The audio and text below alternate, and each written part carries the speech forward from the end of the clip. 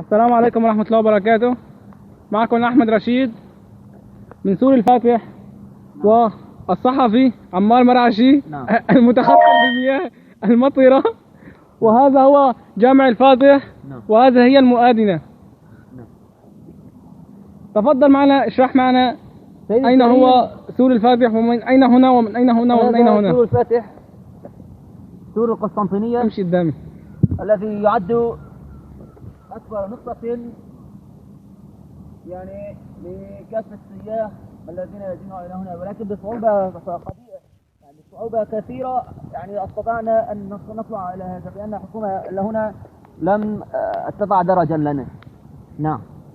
طيب يا أخي الكريم، أخي لا توسخني. أخي الكريم تكرم، يعني لماذا لم تطلبون من السيد الطيب أردوغان أن يصنع لكم درجا؟ سيدي الكريم، يخافون لأن كثيرا من الأتراك هنا يريدون أن يموتون من الفقر والتعتير والشغل 12 ساعة أو 14 ساعة، يعني يخافون من أنه واحد ينتحر. نعم.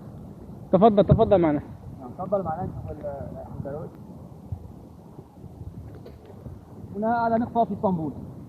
امشي شوي. علم سوريا الذي علم تركيا. علم تركيا، أيوه. التي تختص بالمياه. نعم. ماذا يعني في تاريخ اليوم؟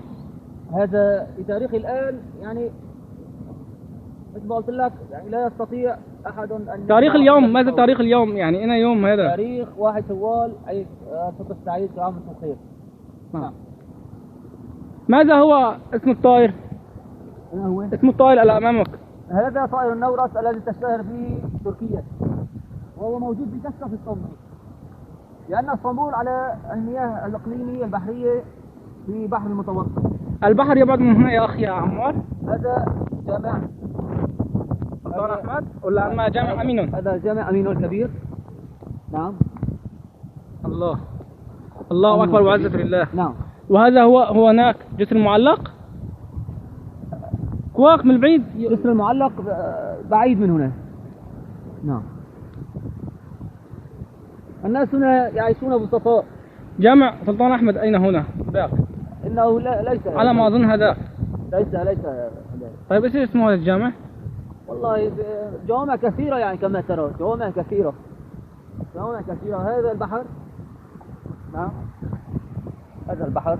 نحن نراه. هذا البحر هنا بحر أمينو. نعم أخي الحسين. في هذا الطريق إلى ماذا يؤدي؟ هذا الطريق يؤدي إلى ساعة أكسراي. أيوه. وفي هذه الجهة؟ وفي هذه الجهة إلى أمينو، مترو أمينو، إلى تقسيم، إلى ما بعد تقسيم. يعني هنا اسطنبول جميلة، أما يعني تعد آثار رومانية فقط أو عثمانية. الملوك كثيرة هنا كسلطان. طيب ما هو محمد الفاتح؟ محمد الفاتح، يعني محمد الفاتح هو الذي فتح القسطنطينية وعمره 21 سنة. الله يكسر كان حافظا للقرآن. الله يكسر من أمثاله والله يفتح لنا سوريا هلا في هالوقت. نعم. هذا الجامع الكبير، جامع أمينو. ماذا هذا البناء يلي فيه عليه الماء؟ هل من البوليس هو؟ بلدية اسطنبول. اوه. وهنا هذا الجسر يلي بعدي على ساعدك ترى. أما كومكابي